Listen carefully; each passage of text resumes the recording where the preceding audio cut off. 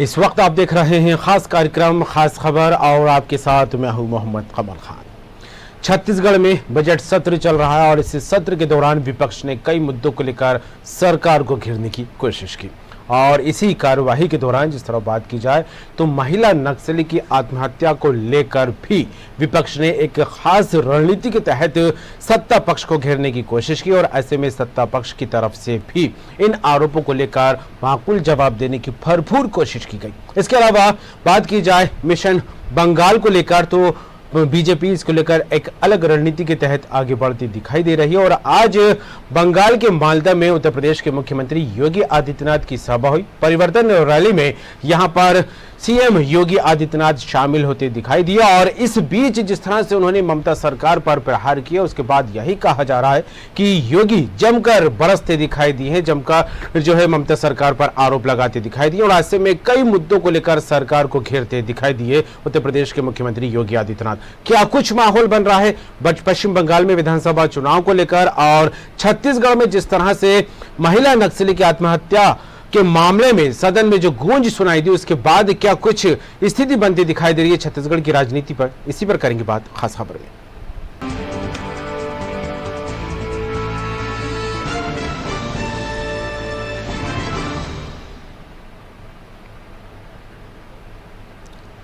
खास खबर में सबसे पहले बात करेंगे पश्चिम बंगाल के विधानसभा चुनाव को लेकर। जी हां, पश्चिम बंगाल में विधानसभा चुनाव को लेकर सियासी पारा लगातार चढ़ रहा है। बीजेपी और टीएमसी के बीच घमासान जारी है। उत्तर प्रदेश के मुख्यमंत्री योगी आदित्यनाथ आज मालदा पहुंचे, यहां वे परिवर्तन यात्रा में शामिल हुए। उन्होंने चुनावी सभा को संबोधित किया। इस दौरान उनके निशाने पर राज्य की ममता सरकार रही। योगी ने कहा कि बंगाल में जय श्री राम के नारे बोलने से भी रोका जाता है। उत्तर प्रदेश के सीएम ने कहा कि एक महीने में बंगाल की धरती पर परिवर्तन दिखाई देगा। बंगाल में एक बुजुर्ग माता को टीएमसी के गुंडों ने पीटा लेकिन सरकार ने कोई एक्शन नहीं लिया। योगी आदित्यनाथ ने कहा कि 2 मई के बाद टीएमसी के गुंडे जान की भीख मांगेंगे और गली में तख्ती लटकाकर माफी मांगेंगे। मित्रों, आज जब टीएमसी की सरकार सुश्री ममता बनर्जी जी के नेतृत्व में पूरी तरह विफल हो चुकी है, तब उनके द्वारा तमाम प्रकार के अनर्गल आरोप पर प्रलाप किए जा रहे हैं। उनके द्वारा जिस प्रकार की टिप्पणियां, जिस प्रकार के वक्तव्य दिए जा रहे हैं, मुझे आश्चर्य होता है कि इतने लंबे समय तक मुख्यमंत्री रहने वाला व्यक्ति इस तेजी के साथ आपा खो दे, ये बड़ी विचित्र सी स्थिति है। उनके द्वारा जिस प्रकार की बातें और जिस प्रकार की वक्तव्य दिए जा रहे हैं, ये बंगाल का अपमान है, बंगाल के नागरिकों के साथ धोखा है। और इस खबर में बात करेंगे, हमारे साथ जुड़ गए हैं कृष्ण मोहन झा जी जो कि डीएनए मीडिया समूह के पॉलिटिकल एडिटर हैं।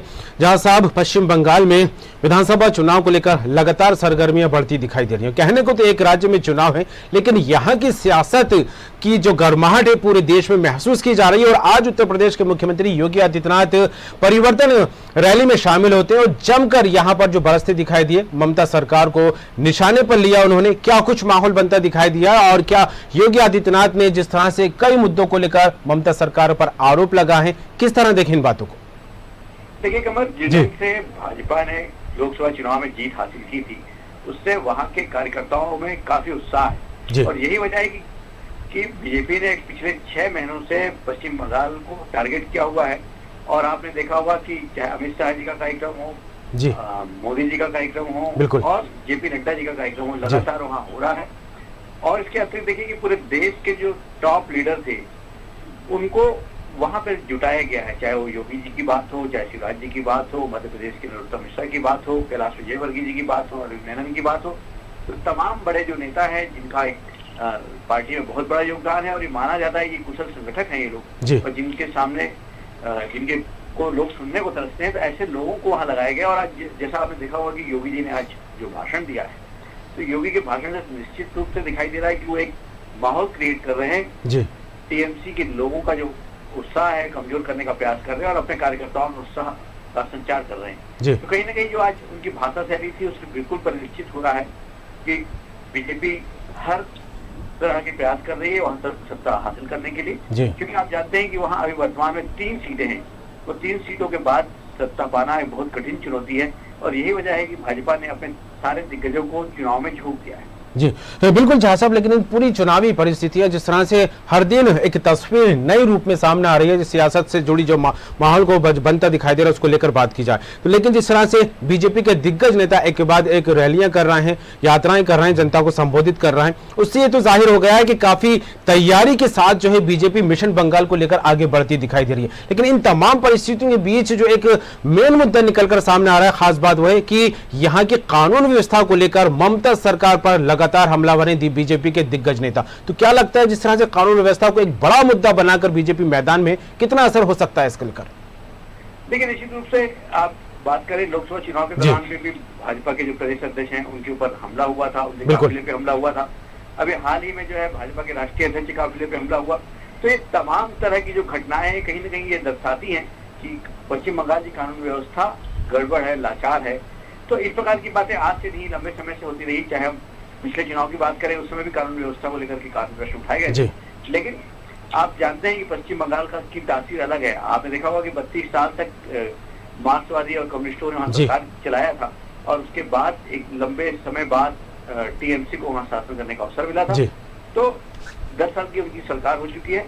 कहीं ना कहीं अब विरोध दिखाई दे रहा है, सड़क में दिख रहा है, गलियों में दिख रहा है। तो एक अलग अच्छा माहौल बीजेपी को मिला हुआ है। आप देख रहे हैं कि जो जन सराब उनके साथ जो उमड़ रहा है, तो कहीं ना कहीं इससे परिलक्षित होता है कि बीजेपी पूरी अपनी ताकत के साथ वहां लगी है, और 18 सीट जीतने के बाद उनमें काफी उत्साह है, और आने वाले समय में प्रधानमंत्री का कार्यक्रम वहां होना है। तो मुझे लगता है कि इस प्रकार की चीजें हमें और कुछ देखने को मिलेंगी। बिल्कुल झा साहब, लेकिन जिस तरह से चुनावी जब माहौल बनता है और कहा जाता है कि सरकार को घेरने को लेकर, जहां भी मौजूदा सरकार है उसको लेकर मुद्दों की तलाश विपक्ष लगातार करता दिखाई देते हैं, लेकिन इस बीच जो परिस्थितियां बनती हैं वो है कि जो वोट बैंक है उसको साधने की भी पुरजोर तरीके से कोशिश की जाती है। और ऐसे में मालदा को लेकर बात की जाए, जहां आज उत्तर प्रदेश के मुख्यमंत्री योगी आदित्यनाथ पहुंचे, जमकर गरजते दिखाई दिए। ऐसे में तृणमूल के गढ़ में सेंध लगाने में भाजपा कोई कोर कसर छोड़ना नहीं चाहती है, और यहां कहा जाता है कि मालदे में मुस्लिम वोट बैंक काफी अच्छा है, जो कि ममता के फेवर में अक्सर वोटिंग करता दिखाई दिया। तो ऐसे में इस वोट बैंक को साधने को लेकर जो रणनीति बीजेपी ने बनाई है,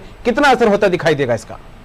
देखिए, जब चुनाव होता है बहुत बड़ी चुनौती होती है, उसमें हर दृष्टिकोण से हर विषय में बारीक सूक्ष्म विश्लेषण होता है, और उसी को दृष्टिगत रख के पूरा काम होता है, चाहे दिग्गजों का भाषण हो, चाहे वक्तव्य हो। तो ये सारी चीजें उसी के आधार पर रहती है, जनता को अपने ओर आकर्षित करने का पूरा प्रयास होता है। तो कहीं ना कहीं जो चीजें दिख रही हैं वो केवल उसी का एक परिणाम है, क्योंकि आप जानते हैं कि देश में भाजपा विभिन्न राज्यों में कार्य कर रही है, उनके पास बहुत बड़ा नेटवर्क काम कर रहा है, और उन्होंने अपने जो दिग्गज नेता हैं, हर राज्यों के प्रमुख हैं, उन सबको वहां लगा रखा है। तो कहीं ना कहीं वो बहुत सूक्ष्म विश्लेषण के साथ काम कर रहे हैं। तो आने वाले समय में ये सब चीजें, तो 8 चरणों में चुनाव होना है, आप देख रहे हैं, तो 2 मई को क्लियर होगी स्थिति।